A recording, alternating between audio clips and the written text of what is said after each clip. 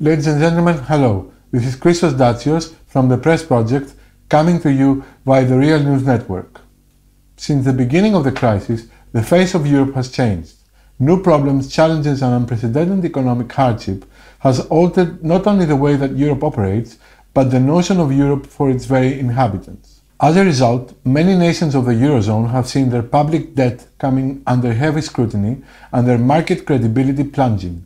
The Eurozone chose to impose policies of austerity and fiscal discipline in an attempt to save the integrity of the Europe, not only as a common currency, but as a whole. Unemployment, particularly youth unemployment, has risen and spread while several countries, Greece holding their sad record, were forced to enter programs of austerity which changed the living standards of millions of European citizens. These problems have caused a shock mainly in the way the Europeans understand Europe to be and the realization of the way this group of countries works, both in terms of its economic, political structure as well as the institutions of the EU and the Eurozone. For the first time in the history of the EU, large numbers of citizens realized that the previous narrative of a Europe of the people, consisting of countries which will constantly strive to achieve the European dream of completion and unification to the maximum possible level without jeopardizing their unique characteristics, is far from close. Instead, the EU and the Eurozone have recently proven to be mechanisms where competition and figure-pointing thrive. The vision of solidarity and goodwill has given its place to a group of countries where the strongest do not hesitate to oppress the weakest. In the more recent years, migration towards Europe has also soared. Hundreds of thousands of desperate people are fleeing the countries due to the wars in the Muslim countries or due to extreme poverty, which is proving just as frightening for those who have to face it. A deeper analysis might find that these problems are not separate from the economic crisis, but we need to underline, for now, that the countries of the EU have not shown homogeneous reaction towards that.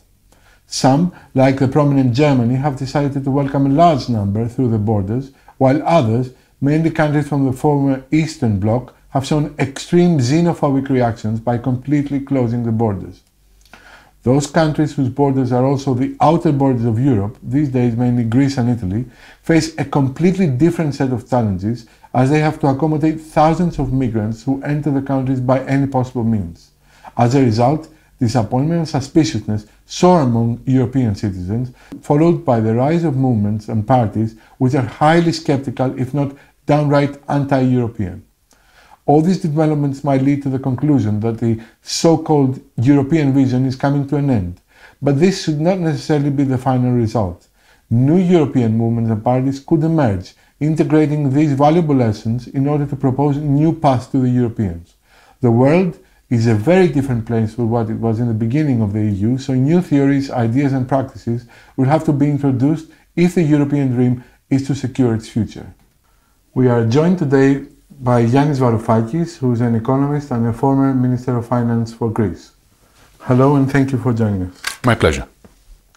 We've all heard that on the 9th of February you're planning to announce the creation of your movement, your Democracy for Europe movement, in Berlin. Mm-hmm. So my first question is exactly that. Why is it a movement and not a party? Well, to begin with, the point is to begin the conversation that Europe has been denying itself for 5-6 years, ever since the Euro crisis began. The crisis that has been causing Europe to fragment in a variety of ways. So the point of this movement is to bring people together independently of political party affiliation and therefore not in opposition to existing parties, around the table, in various fora around Europe, to begin this conversation that will lead, hopefully, to consensus about how we can commonly address our common problems. Once this consensus emerges, then this consensus will be busting out to have its own representation electorally in different countries, and then we shall see what form that representation will take. So it's a completely dynamic, citizen-based, cross-border European movement, a highly political one, it's not a think tank or anything like that, a surge of Europeans who are particularly concerned about the state of Europe, the lack of democracy, the dearth of democracy, and the fragmentation process. The second question is, funny enough, again about the name. the name democracy in Europe suggests that there is a lack of democracy. Now, the average European might disagree with the general policies that are being implied, but I don't think that the average European feels that there is an actual lack of democracy as such. Is this a case? Until about a year ago, that was probably right. The way in which the democratically elected government of Greece was crushed by an ironclad, unelected troika of creditors, however, alerted many Europeans, even those who disagreed with our government, to the not democratic deficit, by the deep contempt for democratic process in Europe. When I went to the first Eurogroup, I was told in no uncertain terms by high and mighty finance ministers that elections cannot be allowed to change anything. When we put in June, late June, to the Greek people, we called for a referendum to ask the Greek people to decide on an ultimatum given to us by the European Union. Again, this contempt for the democratic process, for the right of citizens to have a say in these important matters was manifest everywhere. There is no democratic deficit in Europe. There is a complete lack of democracy. Finance ministers, prime ministers, presidents are elected democratically. But the decisions in Europe that matter are being taken at the European level in unelected, unrepresentative, unaccountable, unlawful fora like the Eurogroup. Did you know that the Eurogroup is not a legally constituted forum, and yet it makes all the decisions that affect every European?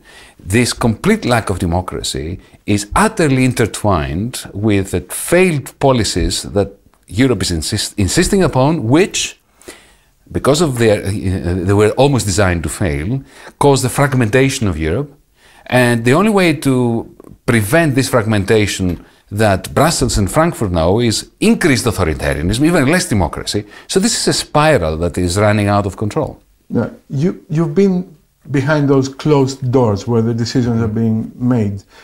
Is the average, the European, to expect that beyond the differences, the political differences or the differences in policies, there is some minimum of rationality, of technocratic knowledge, which assures us that right decisions will be taken?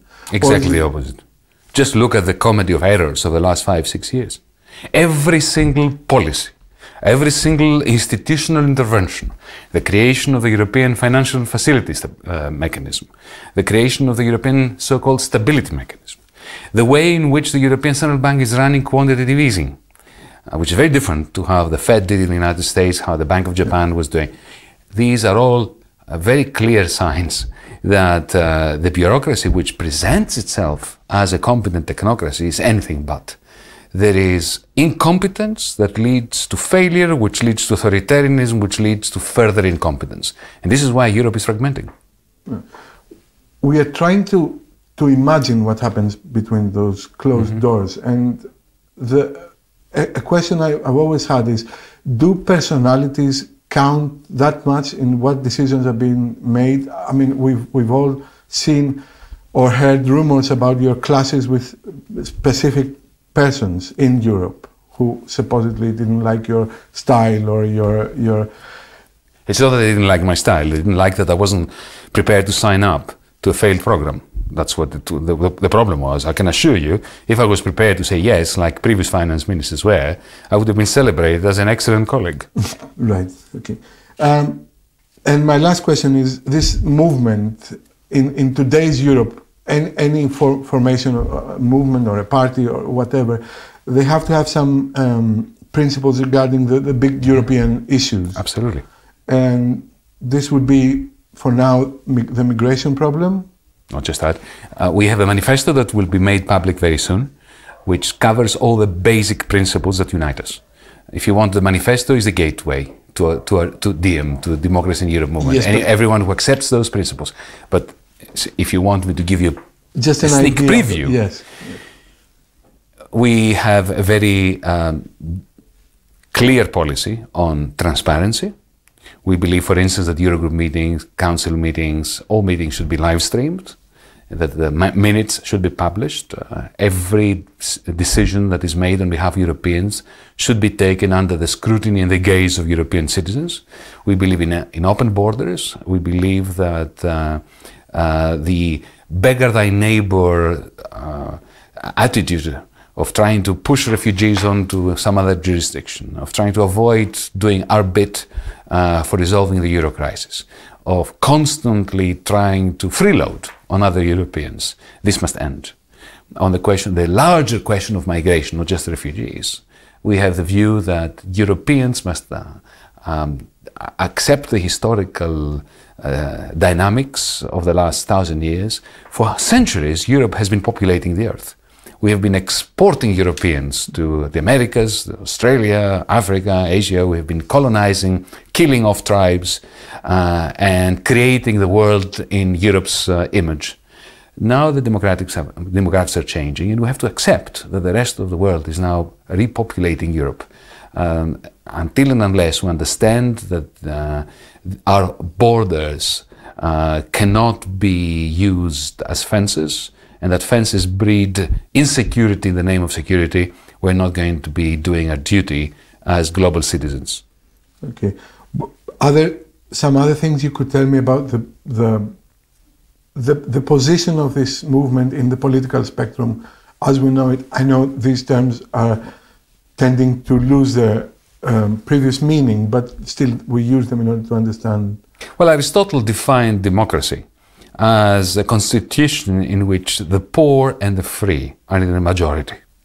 So it's a clearly progressive, left-wing concept, and this is why it has always been either despised by the powers that be, the concept of democracy, or they tried to co-opt it, to usurp it, to accept its image but deny its substance. Yanni, I thank you very much. Ladies and gentlemen, this was Christos Datsios from the Press Project for the Real News Network. Good night.